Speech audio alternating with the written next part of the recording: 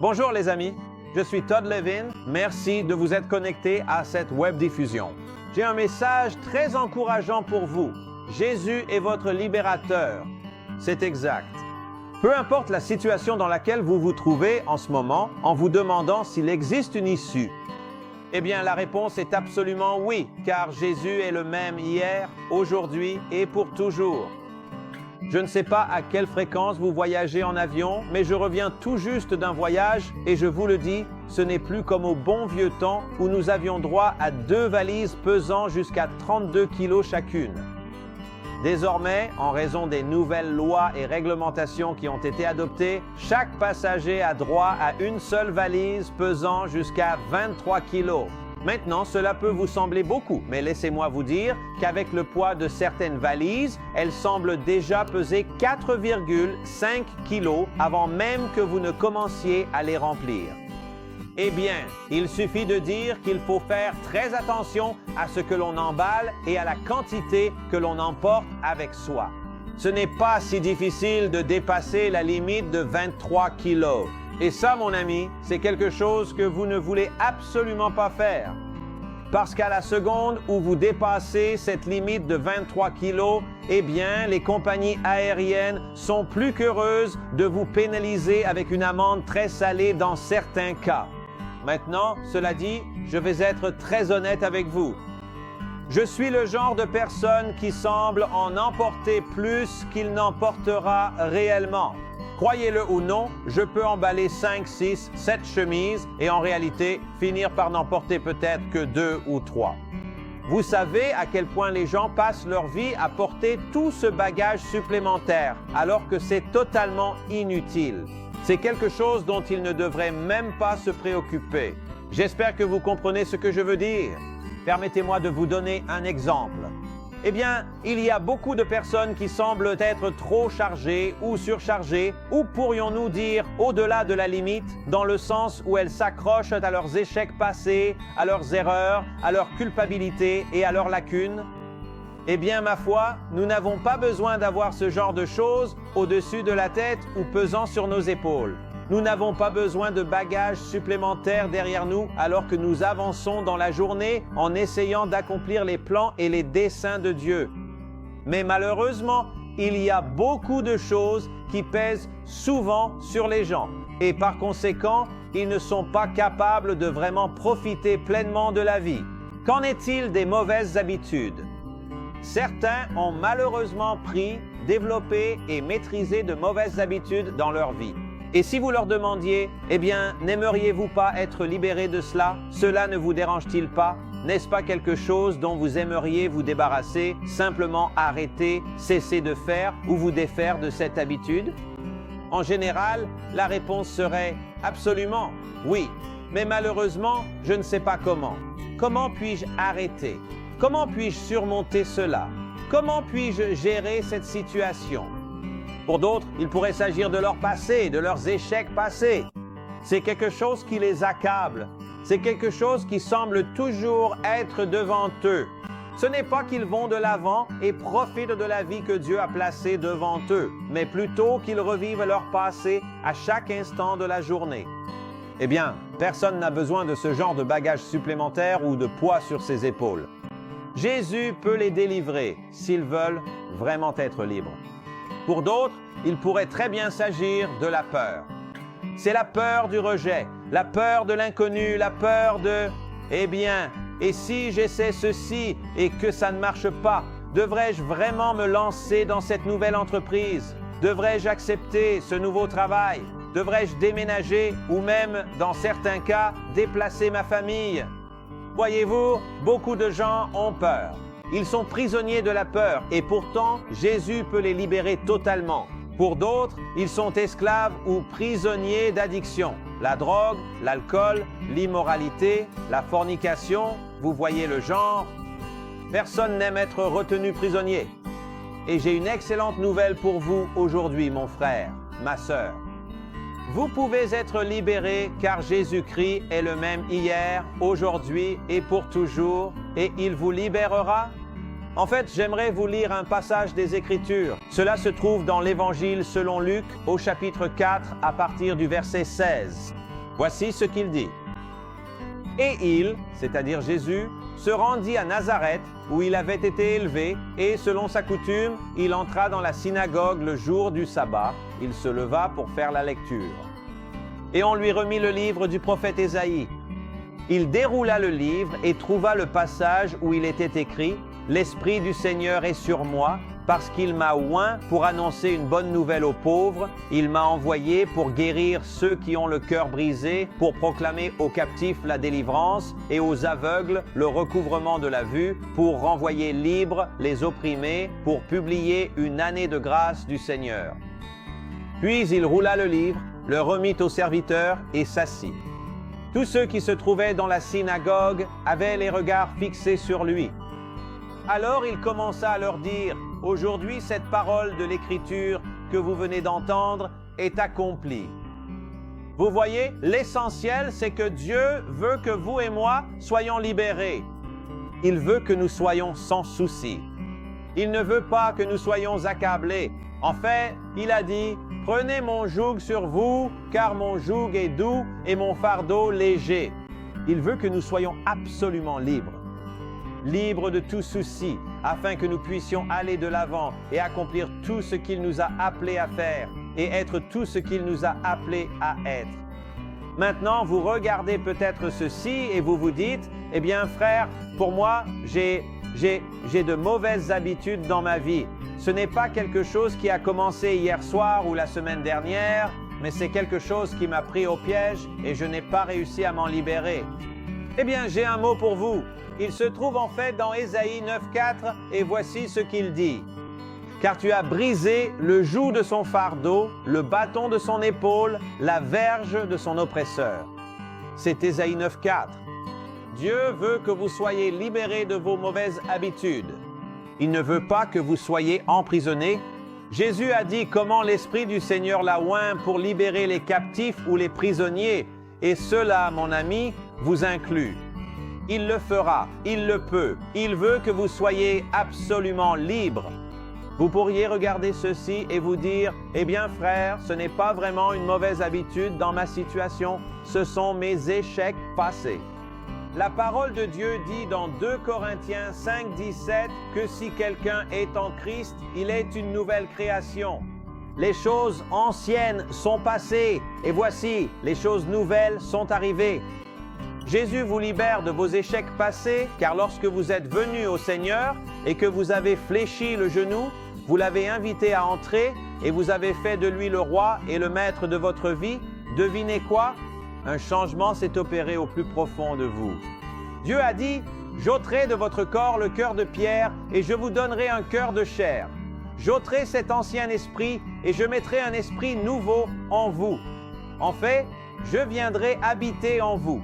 Vous serez mon peuple et je serai votre Dieu. » Paul a dit, « Ne savez-vous pas que vous êtes, que votre corps est le temple du Saint-Esprit ?» Donc Dieu veut que nous soyons libérés de nos échecs passés, de nos insuffisances et de nos manquements. Il ne veut pas que nous vivions dans le passé. Il veut que nous soyons libérés du passé afin que nous puissions avoir l'esprit clair, une vision claire, une concentration claire sur l'avenir qu'il a ordonné et placé devant nous.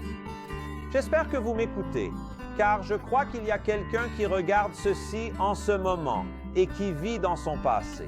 Le diable ne cesse de vous rappeler vos échecs et vos manquements passés, la façon dont vous avez gâché les choses et trébuché en tant que chrétien, la façon dont vous avez déçu Dieu, déçu les autres et même déçu vous-même. Mon ami, il y a une délivrance en Jésus. Il vous a libéré et il vous libérera dès maintenant si vous le laissez faire, si vous écoutez sa parole et l'acceptez comme la vérité. Vous dites, « Eh bien mon frère, ce n'est pas mon passé. Pour moi, c'est la peur. La peur est ce qui m'a emprisonné. J'ai peur de l'inconnu. J'ai peur de me réveiller le matin. J'ai peur de ce que la journée peut me réserver. » Dieu ne vous a pas donné un esprit de peur.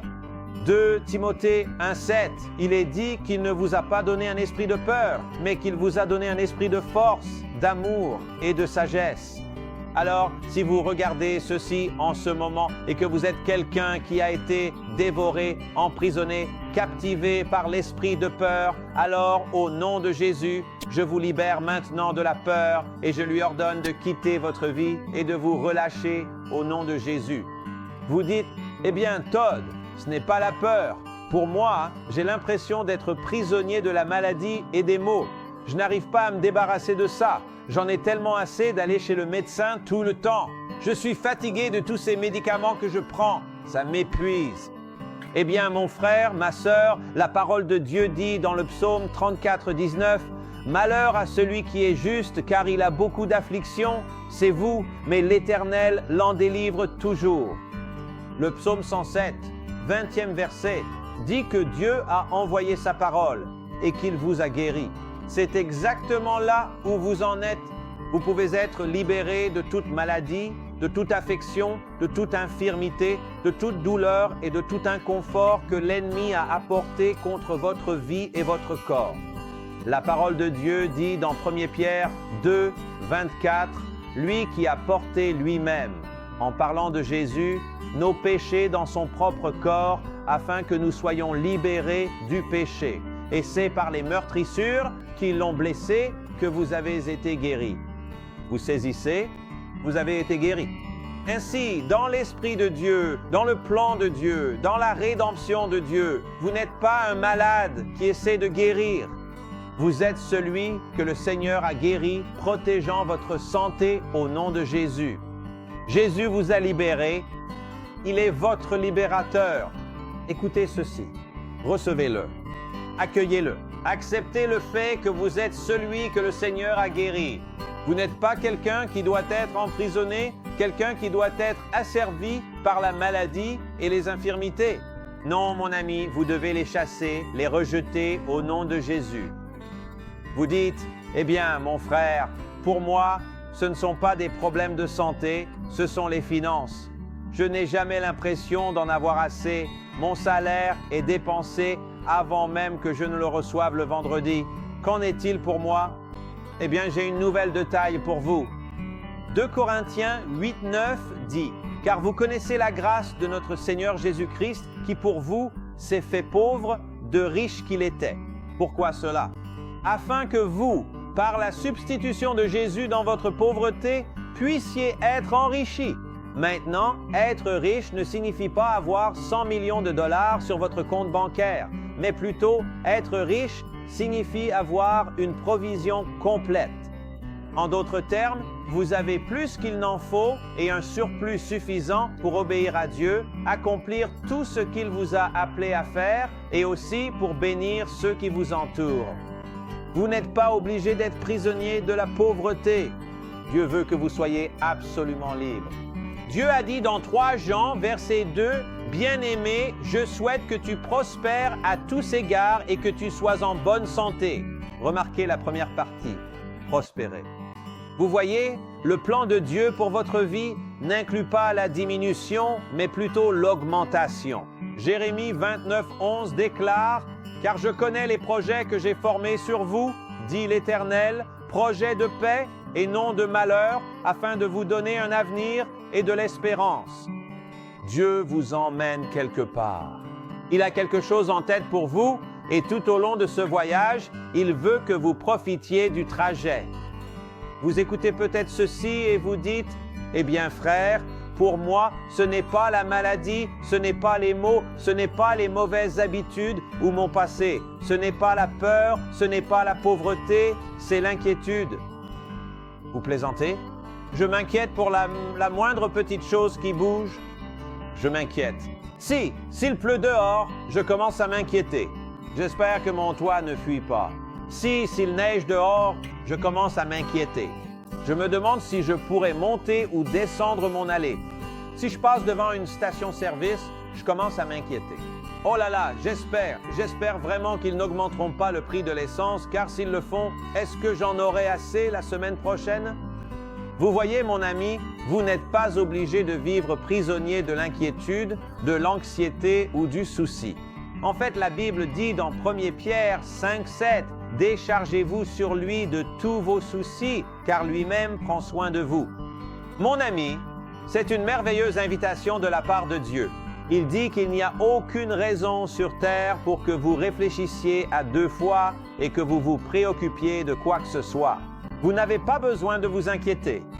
Il dit, fais-moi confiance, place ta dépendance et ta foi en moi et en ma parole et je m'en occuperai. Dieu vous dit de prendre un jour de congé loin de l'inquiétude. Prenez un jour de congé loin des soucis, des préoccupations et de l'anxiété. Laissez aller ces choses. Laissez-les glisser sur votre dos comme l'eau sur le dos d'un canard. Jésus veut que vous soyez libérés de l'inquiétude et de l'anxiété. Il veut que vous soyez libérés du découragement. Il veut que vous soyez libérés de la dépression et même de la déception. Oui, il y aura ces occasions d'être déçus dans la vie parce que nous avons tendance à placer notre foi et notre confiance en l'homme ou dans les hommes. Et malheureusement, même si les gens peuvent avoir de bonnes intentions parce qu'ils ne sont pas Dieu, ils ne sont pas toujours en mesure de tenir parole. Ils ne sont pas toujours en mesure de s'assurer que ce qu'ils ont promis, ils le feront réellement. Mais Dieu merci, il y en a un qui siège sur le trône.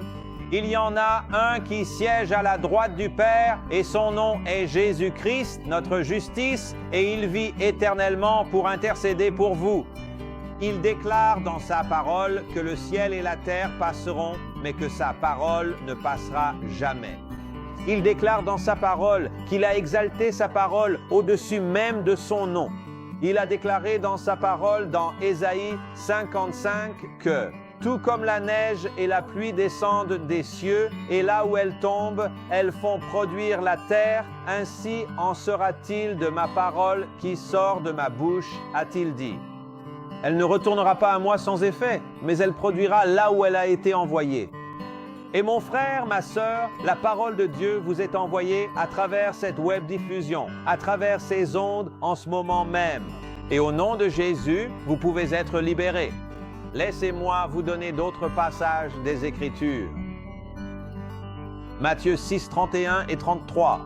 Jésus a dit, « Ne vous inquiétez donc point et ne dites pas, que mangerons-nous ou que boirons-nous ou de quoi serons-nous vêtus ?» Il dit, « Arrêtez de vous inquiéter, faites une pause, prenez un jour de congé loin de vos soucis. » Ensuite, il continue en nous disant exactement ce que nous devrions faire au verset 33. Il a dit, « Cherchez premièrement le royaume et la justice de Dieu, et toutes ces choses vous seront données par-dessus. » Je veux dire, c'est très clair et simple, n'est-ce pas? Si nous mettons Dieu en premier et que nous nous tenons à la place où il nous a appelés à nous tenir, toutes ces choses nous seront données par-dessus.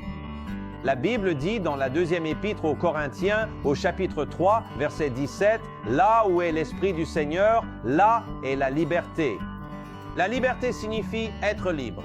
Et mon frère, ma sœur, si l'Esprit du Seigneur est dans votre foyer, s'il vit dans votre cœur, alors il devrait y avoir de la liberté dans votre vie. Il devrait y avoir de la liberté autour de vous. Où que vous alliez, vous devriez vivre absolument sans souci. Pourquoi cela? Eh bien, pour revenir à ce que j'ai mentionné il y a quelques minutes, votre corps est un temple du Saint-Esprit. Et là où est l'Esprit du Seigneur, là est la liberté. Cela signifie qu'où que vous soyez dans la vie, vous devriez avoir une attitude insouciante. Je n'ai pas dit une attitude négligente. Je m'en fiche. Non, mais une attitude insouciante. Je ne m'inquiète de rien. Peu importe le mauvais rapport qui pourrait me parvenir. Peu importe ce que les circonstances peuvent dire.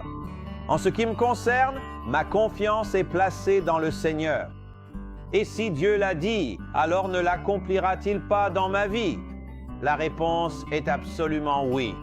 Laissez-moi vous lire un autre verset. C'est l'Évangile de Luc, chapitre 13, versets 10 à 13. Et il est écrit ceci.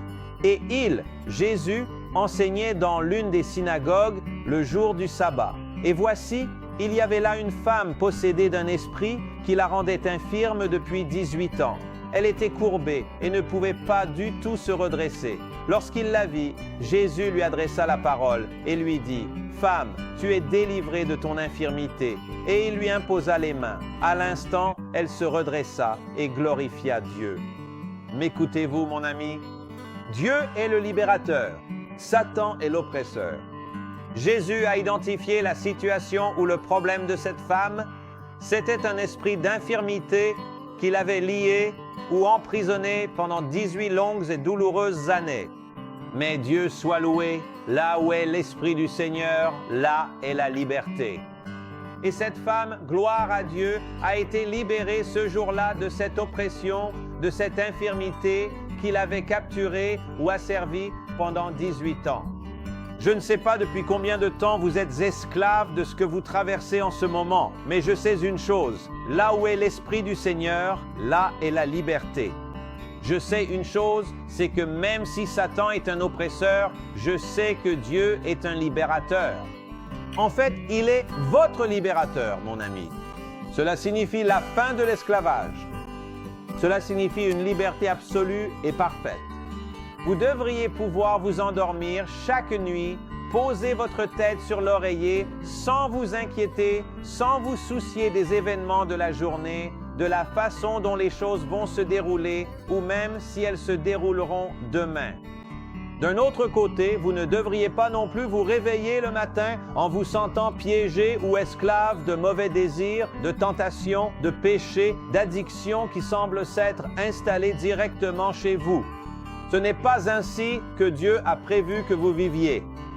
Vous savez, il ne veut pas que vous vous réveilliez le matin et que vous vous tiriez la couverture sur la tête. Et l'état d'esprit dans lequel vous vous trouvez à ce moment-là est « Dieu, je ne veux même pas sortir du lit parce que je sais que si je le fais, je sais qui ou quoi m'attend. » Mon ami, il veut que vous viviez dans une liberté absolue. Voici ce que dit la Bible dans Romains, chapitre 8, versets 1 et 2. « Il n'y a donc maintenant aucune condamnation pour ceux qui sont en Jésus-Christ, qui marchent non pas selon la chair, mais selon l'Esprit. En effet, la loi de l'Esprit de vie en Jésus-Christ m'a affranchi de la loi du péché et de la mort. » Permettez-moi de relire ces versets dans une autre traduction. Il s'agit en fait de la traduction du Nouveau Testament par J.B. Phillips. Et voici comment elle se lit. « Aucune condamnation ne pèse désormais sur la tête de ceux qui sont en Jésus-Christ, car le nouveau principe spirituel de vie en Christ m'extrait du vieux cercle vicieux du péché et de la mort. » Vous entendez cela? Laissez-moi relire cette dernière partie. « Le nouveau principe spirituel de vie en Jésus-Christ m'extrait du vieux cercle vicieux du péché et de la mort. » Voyez-vous, la vérité est que vous avez été délivrés. Ce n'est pas que vous allez être délivrés, que vous attendez que quelque chose se produise. En Christ, vous avez été libérés. Voici ce que dit la Bible dans Colossiens, chapitre 1, versets 12, 13 et 14. « Rendez grâce au Père qui vous a rendu capable d'avoir part à l'héritage des saints dans la lumière. Il nous a, c'est au passé, il nous a délivrés de la puissance des ténèbres. » Vous avez été délivrés de la puissance des ténèbres. Et Dieu nous a transportés dans le royaume de son Fils bien-aimé, en qui nous avons la rédemption par son sang, la rémission des péchés. Vous voyez, en réalité, Dieu nous a délivrés du royaume des ténèbres, du domaine des ténèbres. Vous avez été délivrés. Vous avez été libérés par le sang de Jésus. La Bible dit dans Jean chapitre 8, verset 36, « Si donc le Fils vous affranchit, vous serez réellement libres, ce qui signifie en réalité. Si le Fils vous libère, alors vous êtes vraiment libres. Laissez-moi vous annoncer, frères et sœurs, amis, que vous êtes libres au nom de Jésus. Vous êtes libres au nom de Jésus. N'écoutez plus l'ennemi. N'écoutez pas ses mensonges et ses tentatives de vous dire que vous êtes accro à la drogue, accro à l'alcool, accro au péché, accro à la pornographie, accro à la peur, accro à l'inquiétude et à l'anxiété, que vous êtes emprisonné par la maladie, les infirmités et que vous êtes esclave de la pauvreté. Ne permettez plus à ces pensées d'entrer dans votre esprit et ne les entretenez plus. La Bible dit que lorsque le Fils vous libère, vous êtes libre. Et je vous annonce au nom de Jésus que vous êtes réellement libre. Voici un autre verset. L'Évangile de Jean 8,32. Vous savez probablement ce qu'il dit. « Vous connaîtrez la vérité et la vérité vous affranchira. Je veux cependant que vous compreniez que vous ne serez libre dans votre vie qu'en fonction de votre connaissance de l'Alliance, en fonction de votre connaissance de la parole de Dieu. C'est lorsque vous connaissez la vérité. Alors, la question aujourd'hui serait, je suppose, savez-vous ce que la Bible dit concernant votre situation, concernant votre domaine de tentation, concernant l'addiction, la peur, l'inquiétude, la pauvreté, la maladie ou l'infirmité dont vous avez été esclave ou prisonnier pendant tout ce temps? Savez-vous ce que dit la Bible? Car c'est uniquement sur la base de votre connaissance de l'Alliance ou de sa parole que vous pouvez être libéré. Quand vous connaissez la vérité, alors la vérité vous affranchira.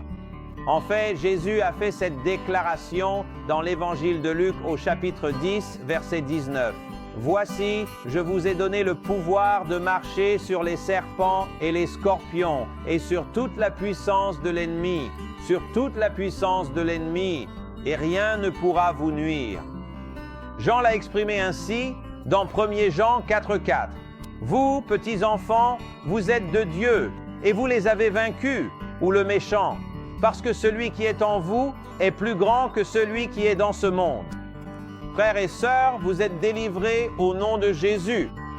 Vous avez autorité sur toute la puissance ou la capacité d'agir de Satan. Il est celui qui est éternellement vaincu, et il n'y a aucune raison sur terre pour que l'un d'entre nous, en tant que chrétien né de nouveau, reste esclave ou prisonnier de l'ennemi un instant de plus. Au nom de Jésus, prenez autorité sur cette chose, occupez-vous-en, chassez-le, marchez dans la victoire. En fait, l'essentiel est que vous devez absolument savoir qui vous êtes en Christ, ce que vous avez en Christ, ce que vous pouvez faire en Christ. Car si vous ne venez pas dans la lumière et ne marchez pas dedans, alors vous resterez dans les ténèbres. Si vous restez dans les ténèbres, l'ennemi vous dévorera. Je vous encourage dès maintenant à venir dans la lumière de la parole de Dieu et elle vous libérera. Je vous mets au défi aujourd'hui de rester dans la lumière de la parole de Dieu et elle vous gardera libre. Me permettriez-vous de prier avec vous avant de nous quitter aujourd'hui? Père, je te confie mon ami A et je suis tellement reconnaissant qu'ils aient suivi cette web émission. Seigneur, je sais qu'alors que ta parole a été diffusée sur ces ondes, je crois, Seigneur Dieu, qu'elle n'est pas tombée en chemin, mais qu'elle est tombée sur une bonne terre et que mon frère et ma sœur ont non seulement entendu la parole, mais qu'ils l'ont embrassée comme la vérité. Père, j'unis ma foi à la leur en ce moment même. Je m'accorde avec ta parole et je déclare et proclame qu'ils sont libres au nom de Jésus. Libres de toute maladie et de toute affection, libres de toute forme d'infirmité, libres de la pauvreté, de la dépendance et de la tentation. Je les déclare libres de tout souci, de toute peur et de toute inquiétude au nom de Jésus. Je les déclare libres de la culpabilité et de vivre dans les échecs du passé. Je les déclare libres des mauvaises habitudes. Au nom de Jésus, vous êtes libres dès maintenant, au nom de Jésus. Le sang de Jésus a été versé et c'est son sang qui déclare que vous, mon ami, êtes libre. Vraiment libre. Au nom de Jésus. Au nom de Jésus. Alléluia. Allez.